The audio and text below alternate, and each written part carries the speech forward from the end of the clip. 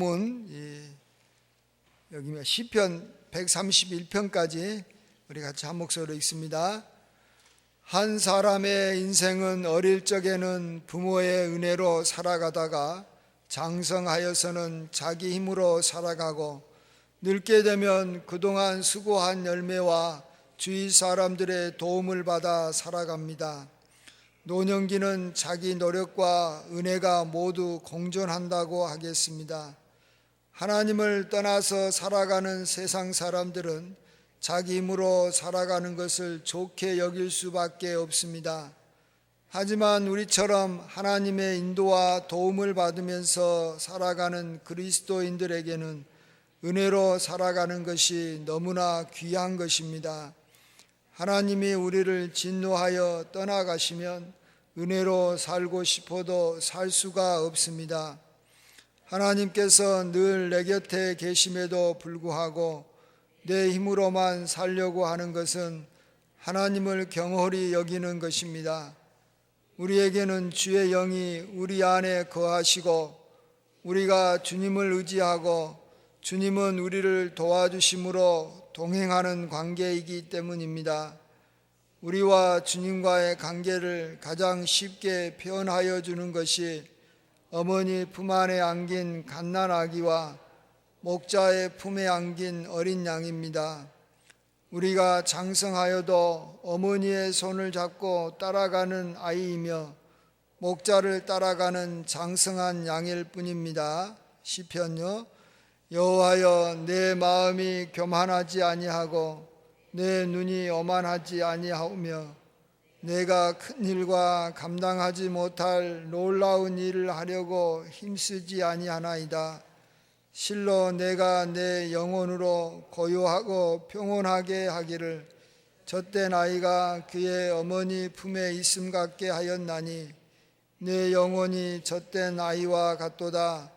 이스라엘아, 지금부터 영원까지 여호와를 바랄지어다. 아멘. 우리들도 이렇게 한 평생을 살아가다 보면 은혜만 이렇게 온전히 누릴 때가 있습니다. 어린아이일 때 그러는 것이고 또 장성해서는 사실은 우리의 노력이 굉장히 중요한 시기가 또 되기도 하고 또 이렇게 노년이 되어서는 이 두 가지가 다 중요한 시기가 되기도 합니다. 그러나 이제 대체적으로 이렇게 세상 사람들과 우리 그리스도인들은 차이가 있습니다. 세상 사람들은 전적으로 자기의 힘으로 살아간다고 생각하고 또 자기 힘밖에는 그들이 또 의지할 게 없습니다. 그래서 세상 사람들은 실력을 굉장히 중시 여기고 또 노력을 굉장히 중요하게 여깁니다. 그거 외에는 없기 때문에 그런 것입니다. 자기가 힘써 노력한 것 외에는 다른 길이 없어서 그것을 소중하게 여기는 것이지 그것이 진짜로 최고이기 때문에 그것을 소중하게 여기는 게 아닙니다. 그렇지만 우리에게는 이런 것도 우리가 알고 있지만 더 중요한 것은 하나님께서 우리에게 은혜를 주신다라는 것입니다. 그리고 우리는 그러한 하나님의 은혜를 받아 누린다라는 것입니다. 우리가 그렇게 살아가면 굉장히 복되게 살아갈 수 있는 것이고 넉넉하게 살아가는 것이고 풍성하게 살아가는 것입니다. 그래서 은혜 받을 수 있는 사람은 은혜 받는 길을 더 중요하게 여기는 것이고 은혜 받을 수가 없는 사람들은 자기 힘으로 살아가야 되니까 자기의 노력과 자기의 실력과 자기의 경험과 자기의 생각과 또 자기의 그런 힘으로 살아가는 거예요. 또 주변 사람들, 눈에 보이는 사람들의 힘을 의지하고 살아갈 수밖에 없어서 그렇게 살아가는 것입니다. 그래서 우리가 세상 속에서 살고 있지만 세상 사람들이 가는 길이 따로 있고 또 우리 믿는 사람들이 가는 길이 따로 있는 것이지 우리가 세상 사람들 가운데서 같이 이렇게 따라가려고 하면 참 우리가 좋은 것을 우리가 더 이렇게 누리지 못하고 이렇게 우리도 이렇게 힘들게 살 수밖에 없는 것입니다. 어쨌든 우리는 하나님과의 관계에서 하나님을 아버지라고 부르고 또 하나님의 자녀로 살아가고 있습니다. 또 하나님을 우리의 목자라고 여기고 또 우리가 따라가는 또 하나님의 양들입니다. 그러한 하나님의 양들로서 또 하나님의 자녀로서 우리 끝까지 자기 자신의 자리를 잘 지켜야 하나님께서 우리를 기뻐하시는 줄 믿습니다. 아멘. 우리 또한부터 시작해서 우리 여기 로마서 11장 우리 뒷면 로마서 11장까지 우리 같이 한 목소리로 또 읽습니다. 또한 세월이 흘러도 우리가 하나님의 은혜를 벗어나면 안 되는 것은 죄인이기 때문입니다. 죄인에게는 언제나 왕같은 주인의 긍휼이 필요하기 때문입니다. 죄를 짓는 종은 반드시 주인에게 불려나와 신문을 당하고 형벌을 받게 되어 있습니다. 맡은 일을 게을리하여 잡혀온 종이 있는가 하면 다른 종을 구타하고 괴롭힌 종, 주인이나 타인의 물건을 훔친 종, 주인의 재산에 손해를 끼친 종, 주인의 명령을 제대로 실행하지 않은 종, 뒤에서 주인과 그 가족을 욕한 종, 행실이 바르지 못하여 주인을 욕되게 한 종은 주인 앞에 가기 싫어도 붙잡혀 끌려와 서게 되어 있습니다. 심지어 별로 잘못한 일이 없어도 다른 종들의 시기와 질투를 받아 누명을 쓰고 주인에게 서게 되는 경우도 있습니다. 이렇게 죄짓고 끌려온 종은 그 종의 반성하는 모습과 그를 향한 주인의 마음에 따라 용서받기도 하고 형벌을 당하기도 합니다.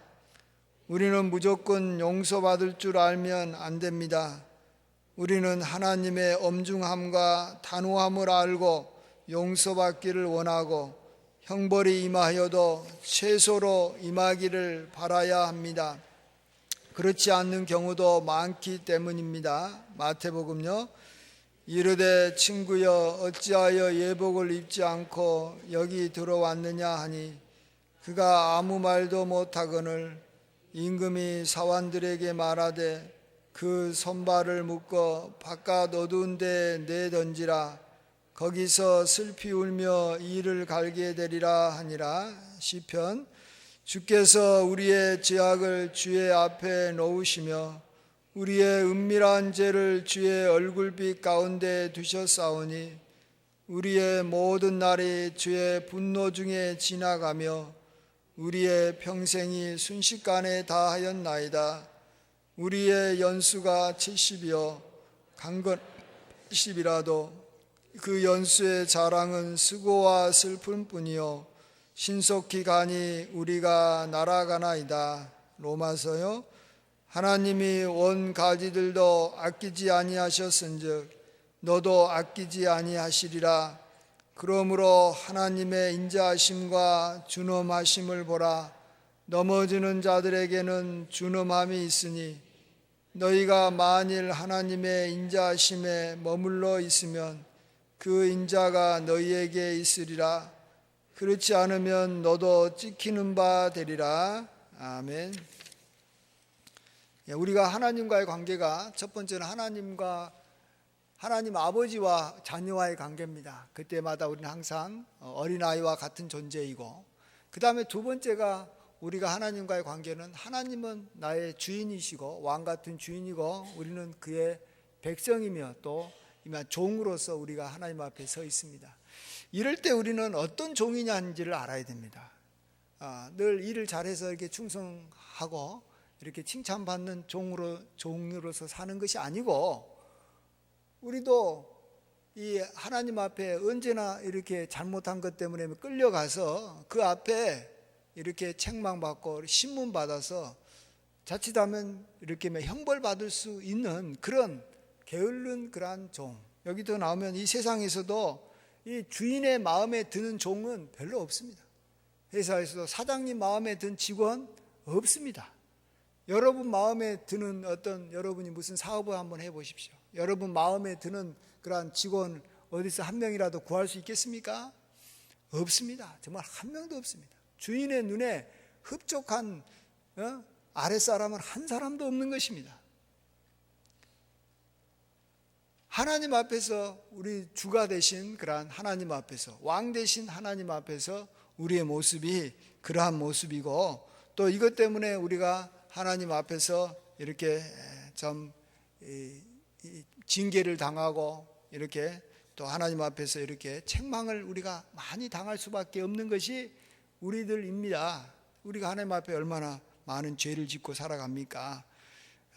그래서 우리는 하나님의 긍휼이 필요한 것입니다. 그래서 하나님의 은혜가 필요한 것입니다. 그런 면에서 굉장히 하나님 은혜가 필요한 것이에요. 우리가 그러니까 우리가 내가 하나님 앞에서 나는 잘 살고 있다, 나는 하나님 앞에서 뭐 늘 칭찬받을 것이다, 이런 사람은 무슨 은혜가 필요하겠습니까? 그러나 그것이 사실이라면 얼마나 좋겠습니까만 그게 아니라는 거예요. 현실은 그렇지 않다라는 거예요. 현실은 우리가 이렇게 하나님 앞에서 참 문제가 많아서 하나님의 긍휼이 아니면 우리도 어려움을 당할 수밖에 없는 것이고, 실제로 성경에 보면 이렇게 하나님께서 이렇게 징계하시고 심판하는 내용이 굉장히 많이 나옵니다. 이것은 구약에만 나오는 것이 아니라 신약에도 많이 나오고요. 많은 사람들이 하나님 앞에서 이 땅에서 심판을 많이 받지 않습니까? 특별히 우리는 구약의 이스라엘 백성과 우리 신약의 이 그리스도인이 모두 다 하나님의 백성이라는 그런 측면에서는 똑같다라는 것을 아셔야 됩니다. 어쩌면은 구약의 이스라엘 백성만도 우리는 사실을 못한 것이 신약의 그리스도인입니다.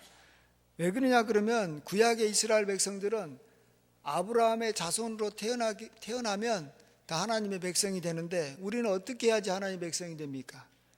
예수님의 보혈로 죄 용서를 받아야지만이 하나님의 백성이 됩니다. 구약의 이스라엘 백성들은 용서받지 않아도 하나님의 백성이 될 수 있었어요. 아브라함의 후손이 되면. 근데 우리는 얼마나 이방인들이 얼마나 죄악 중에 살아가고 있는지, 우리는 주님으로부터 먼저 용서를 받고 하나님의 백성이 되는 거예요. 아시겠어요? 우리는 자꾸 구약의 이스라엘 백성보다 신약의 우리 그리스도인들이 더 한 단계 위라고 생각하는데 결코 그렇지 않습니다. 한 단계 아래면 아래지 위가 아닙니다. 그들은 얼마나 하나님 앞에서 이렇게 행실이 바르고 얼마나 순종적인지 모릅니다. 신약의 그리스도인들보다 훨씬 더 순종적입니다. 우리 이방인들보다 하나님 훨씬 더 잘 알고 있고, 조상적부터 하나님을 섬겼던 그들이고, 하나님 앞에서 봤을 때는 그들이 더 정결한 존재입니다. 그래서 그런데도 불구하고 우리들은 자꾸 구약의 이스라엘 백성들 보면은 뭔가 마음속에 아이고 나는 예수님의 보혈로 이렇게 구원받은 사람이니까 훨씬 더 낫다고 생각하는데, 나중에 천국에 한번 올라가 보십시오. 천국에 올라가 가지고 구약의 백성들, 이스라엘 백성들하고 같이 하나님 앞에 딱 섰을 때 과연 우리 저나 여러분을 구약의 이스라엘 백성들보다 더 하나님께서 더 앞세우시고 칭찬하실 것인지 저는 그럴 자신이 없어요. 여러분은 어떠세요? 자신 있으세요? 모세라든지 아브라함이라든지 구약에 나타난 이스라엘 백성들, 얼마나 충성스럽게 살았던 그 많은 이스라엘 백성들에 비하면 우리 신약의 그리스도인들은요 따라갈 수가 없는 거예요. 우리는 주의 보혈로 용서받아야지만이 하나님의 백성이 되는 자들이고, 그들은 그냥 태어나기만 하면, 아브라함의 후손으로 태어나기만 하면 자동으로 하나님의 백성이 된 자들이니까 이 출발점부터 훨씬 우리는 사실은 구약의 이스라엘 백성보다도 뒤처져 있는 거예요. 우리는 은혜를 받아야지만이 하나님의 백성이 되는 자들이에요. 은혜를 받아야 된다는 것은 그 자체가 뭘 의미합니까? 우리가 하나님 앞에서 참 이 죄가 많고 문제가 많다라는 거예요. 그래서 우리는 은혜로 시작을 했던, 그래서 우리는 항상 겸손해야 되는 것이 신약의 그리스도인인데, 어떤 경우는 참 우리가 구약의 말씀, 이스라엘 백성들을 보면서 참 우리가 아주 그냥 교만하게 그들을 대하는 거예요. 그렇지 않아요. 그들은 저기는 원가지라고 말하고 있고, 여기 보시면 원가지고, 우리는 거기에다가 저기 접붙임을 받은 그런 가지인 것이지 우리는 원가지도 아니라는 거예요. 그렇기 때문에 하나님께서 구약의 백성들에 대해서 하나님께서 진노하셨을 때 그들이 얼마나 많은 어려움을 당했습니까?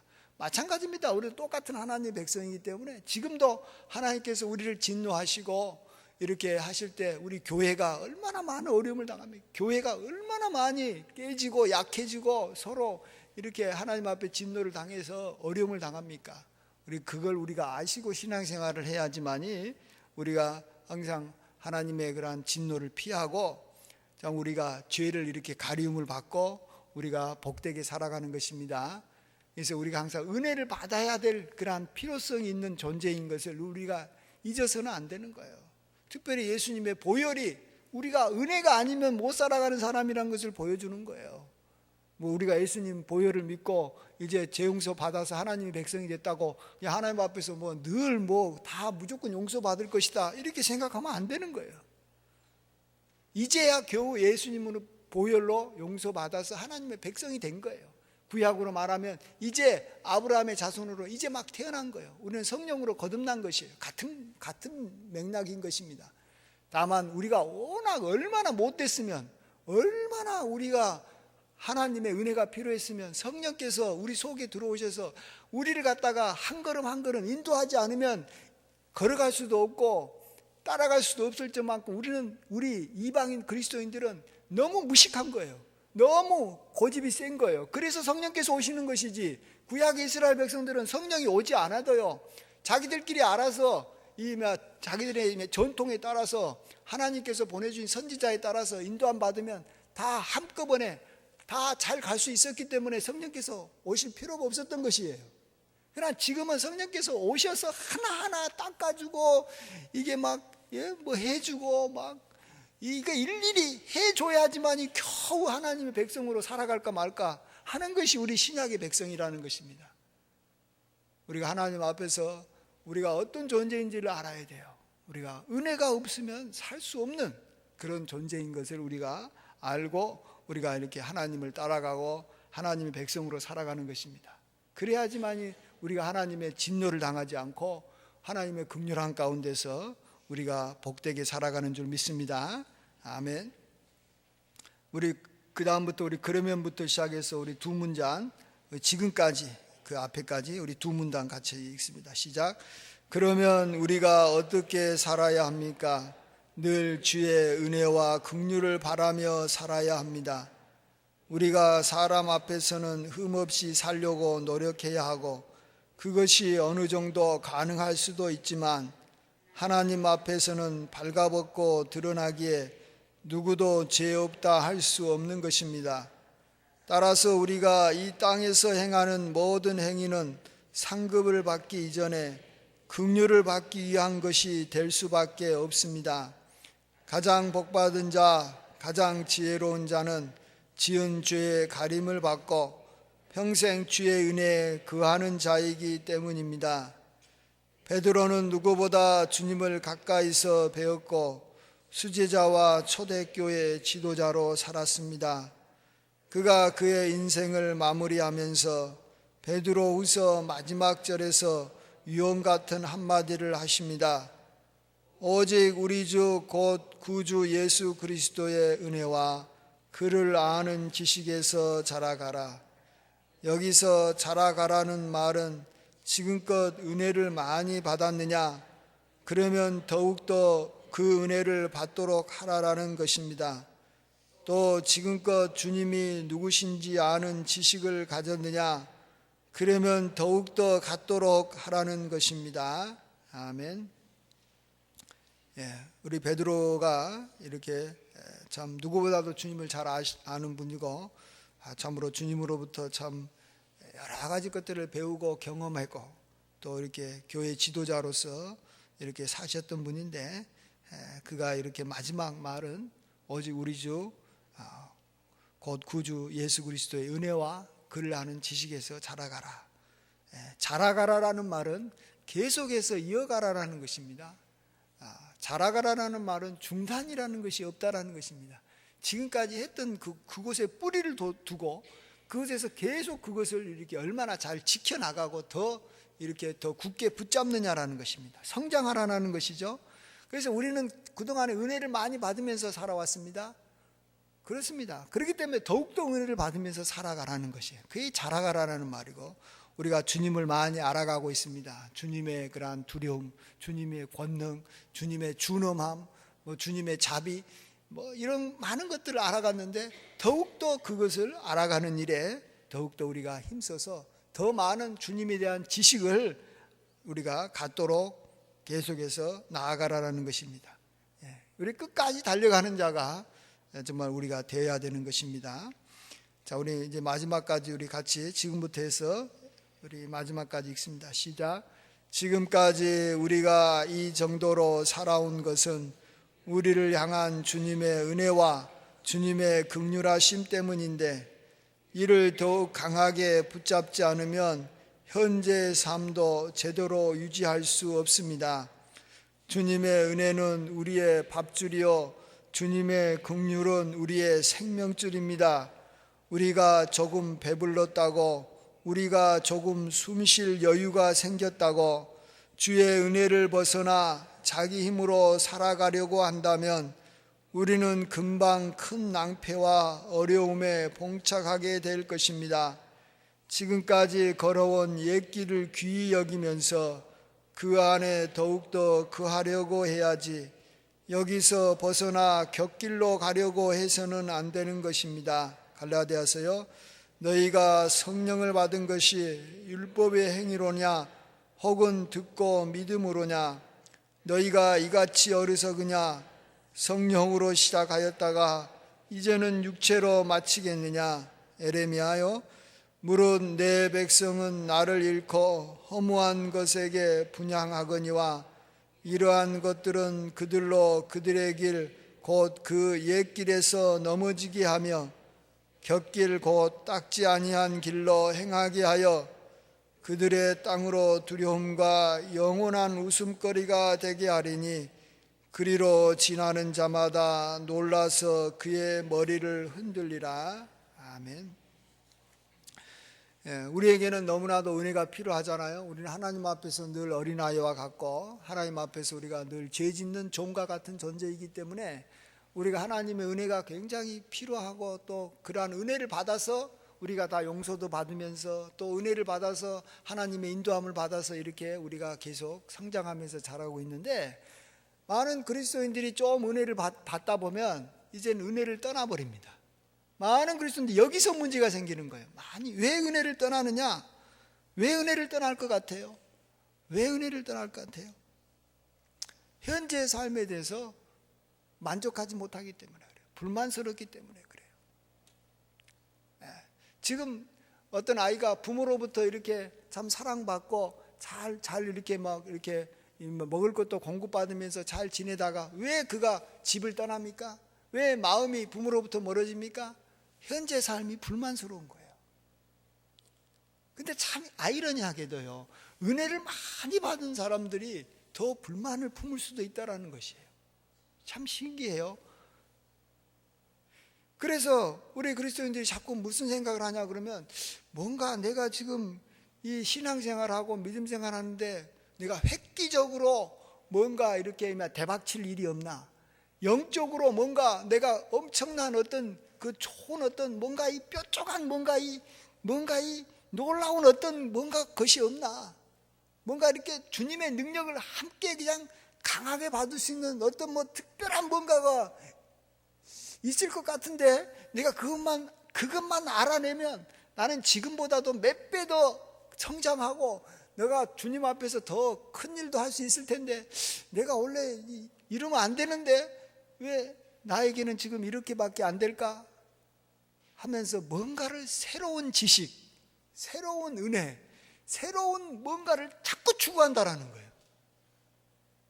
그러다가 새로운 거, 이상한 거 가르치는 사람한테 걸려드는 거예요. 그래서 이단으로 빠져들어가는 거예요. 이단으로 빠져들어간 사람들의 특징이 뭐냐면 다 그러는 거예요.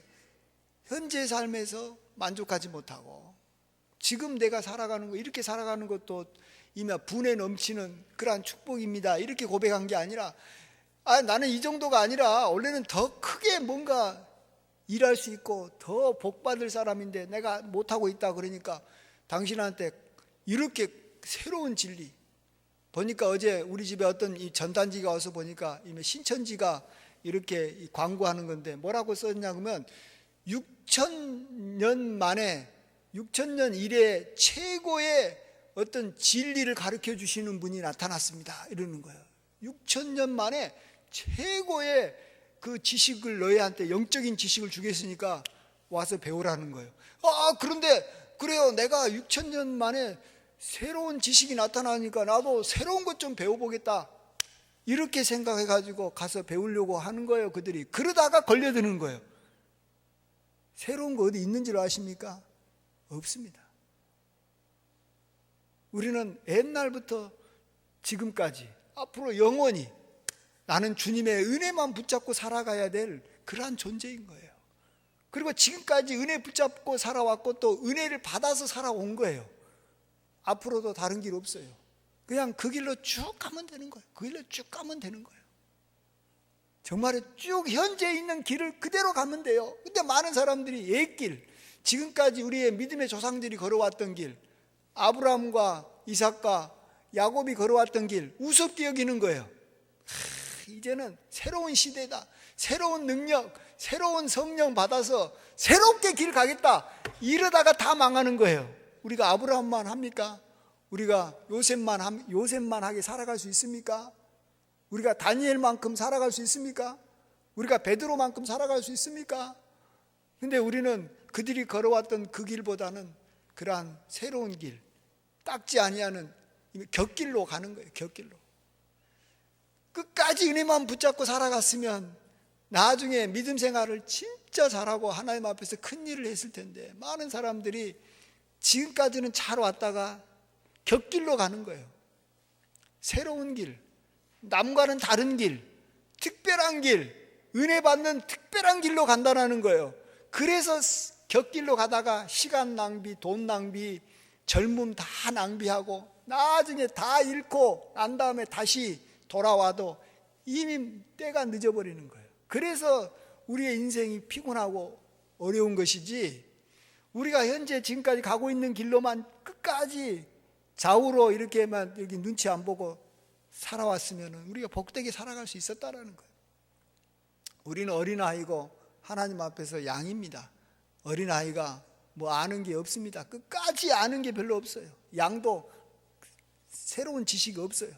누가 그것을 가르쳐 줍니까? 어머니, 아버지가 가르쳐 주는 거, 그거 따라가는 거예요. 끝까지 따라가는 거예요. 양은 IQ가 별로 안 좋아요. 똑똑한 목자가 계속해서 연구하고 탐구하는 것을 끝까지 따라가는 거예요. 근데 양이 그냥 자기가 똑똑한 목자가 되고 싶은 거예요. 어린아이로 있기 싫은 거예요. 자기도 자기 힘으로 알아서 믿음 생활 하겠다라는 거예요. 그러다가 다 망하는 거예요. 나는 하나님께서 이끌어준 대로, 목자가 이끌어준 대로 그냥 끝까지 따라가는 거예요. 따라가는 사람은 똑똑하면 못 따라가요. 새로운 것 추구하고 호기심 많고 뭔가를 발견하려고 하는 사람은 못 따라가는 거예요. 어떻게 따라갑니까? 자기가 배워가지고 자기가 알아서 자기 길 가겠다는데, 그래서 우리 신앙생활이 힘들어지는 것이고 자꾸 하나님 앞에 당하는 거예요. 자꾸 신앙생활에도 항상 제자리 같은 거예요. 왜? 곁길로 갔다가 돌아오니까 항상 그 자리죠. 그럼 하나님께서 인도하신 대로만 쭉 지금까지 따라왔던 그 길만 쭉 따라가면 우리에게는 많은 진보가 나타나는 거예요. 그러나 그 진보는 눈에 띄게 갑자기 나타나는 진보는 있을 수가 없어요. 자라가듯이, 나무가 자라가듯이 그냥 눈에 보이지 않게 서서히 자라가다가 나무가 그 자리에서 수십 년, 수백 년 있다 보면 나중에 정말로 우람한 나무가 되는 거고, 이제 많은 새들이 와서 이렇게 깃들일 만큼 큰 나무가 되는 거예요. 우리가 그것이 우리의 그러한 신앙생활인데, 우리 신앙생활은 한마디로 은혜의 삶이에요. 은혜 받는 삶이에요. 은혜 받는 삶. 그 은혜 받는 삶에서 나는 결코 벗어나지 않겠다. 나는 은혜를 끝까지 받겠다. 나는 끝까지 하나님의 긍휼하심을 받으며 살아가겠다. 이 참 좋은 말이잖아요. 여기 보면은 은혜는 우리의 밥줄이에요. 밥줄. 지금까지 밥을 잘 먹었어요. 밥줄이 끊기는 순간에 배고픔과 온몸에 힘이 빠지는 거예요. 지금까지는 굉장히 강력하게 살아왔어도 밥줄이 끊기는 순간에 우리는 힘이 없어서 그냥 온몸에 다 떨어지는 거예요. 주님의 긍휼하심은 뭐라 그랬어요? 여기 보면 생명줄이 생명줄이 있으니까 호흡이 가능했는데 생명줄이 끊기는 순간에 그냥 호흡이 안 되는 거예요. 헉헉거리면서 살아가는 거예요. 헉헉거리면서 살아가는 거예요. 내가 지금까지 잘 살아왔으니까 앞으로도 잘 살 것이다. 은혜로 살아와서 잘 산 것이지 우리의 노력과 힘 때문에 잘 산 게 아닌데 그 은혜를 다 저버리고 이제 내 힘으로 내가 알아서 살아가겠다, 새로운 거 알아서 내가 알아서 살아가겠다, 그러니까 그날로 밥줄이 끊기고 생명줄이 끊겨서 그날로 헐끄떡거리며 살아간다니까요. 우리가 그렇게 살지 않도록 우리가 늘 주님의 은혜를 붙잡고 정말로 우리 끝까지 주님 오시는 그날까지 지금까지 살아왔던 삶을 꾸준하게 살아가는 겁니다. 꾸준하게 자라가는 것입니다. 그 길을 항상 걸어가셔서 우리의 인생이 마지막 때 큰 낭패 당하지 않기를 바랍니다. 마지막 때 낭패를 당하는 성도들이 굉장히 많아요. 갈수록 나이가 들고 경험이 많으니까 낭패를 당하는 거예요. 아는 지식이 많아서 낭패를 당하는 거예요. 왜? 은혜가 이제는 소중하게 여겨지지 않으니까, 은혜 없어도 될 것 같으니까 그러다가 망하는 거예요. 우리가 꼭 그런 일이 없이 정말로 지금까지 우리가 걸어왔고 우리의 믿음의 조상들이 걸어왔던 그 길, 이스라엘 백성들이 걸어왔던 그 길, 그러나 이스라엘 백성들도 그 길 걷다가 얼마나 많은 어려움을 당했는데 곁길로 가서, 우리들은 더 곁길로 가서 지금 많은 하나님의 백성들 보십시오. 얼마나 어려움을 많이 겪습니까? 이스라엘 백성들이 당했던 어려움보다도 훨씬 더 신약의 그리스도인들이 당하는 어려움이 더 많은 것 같아요. 왜? 그들은 더 곁길로 더 가니까요. 그래서 우리가 그러지 않도록 우리가 항상 깨어서 이렇게 은혜 가운데서 이렇게 살아가시고 은혜를 붙잡고 살아가시고 그 안에서 자라는 저와 여러분이 되시길 주의 이름으로 축원드립니다. 아멘. 아버지 하나님, 모든 영광과 찬양과 존귀를 올려드립니다. 베드로가 마지막으로 오직 우리 주 곧 구주 예수 그리스도의 은혜와 그를 아는 지식에서 자라가라고 했습니다. 아버지 하나님, 지금까지 자라왔던 것 계속해서 은혜와 주님을 아는 지식 가운데서 계속해서 자라갈 수 있도록 도와주시옵소서. 좌로나 우로 치우치거나 우리가 뒤를 돌아보거나 이렇게 새로운 것을 추구하려고 기웃거리거나 하다가 우리가 곁길로 가는 일이 없도록 도와주시고, 우리가 마음에 불평 불만을 품고 아버지 하나님 살아가다가 아버지 하나님 지금까지 하나님으로부터 받았던 은혜를 다 까먹지 않도록 도와주시옵소서. 주여, 지금까지 이렇게 산 것도 정말로 하나님의 은혜였고 정말로 우리가 한 것이 하나도 없었고 하나님께서 돌봐주셨기에 우리가 이렇게 보호받고 악한 마귀가 우리를 함부로 하지 못했습니다. 아버지 하나님, 우리가 이 가운데 주 안에 계속 거하며 살아가며 주 안에서 성장하고 자라갈 수 있도록 도와주시옵소서. 참으로 주의 은혜를 끝까지 사모하되 주님이 오시는 날까지, 저 천국에 가는 날까지 주의 은혜를 사모하며 살아가게 하여 주실 줄 믿사옵고 예수님의 귀하신 이름으로 간절히 기도하옵나이다. 아멘. 이제는 우리 주 예수 그리스도의 그 크신 은혜와 아버지 하나님의 극진하신 사랑하심과 성령의 감화 감동 교통인도 함께 하심, 지금까지 하나님의 은혜로 살아왔음을 감사하고 앞으로도 그 은혜 안에서만 자라가기를 간절히 소망하며 정말로 간절히 원하는 우리 모든 성도님들과 이 나라 위에 지금부터 영원토록 함께 하시기를 주의 이름으로 간절히 축원하옵나이다. 아멘.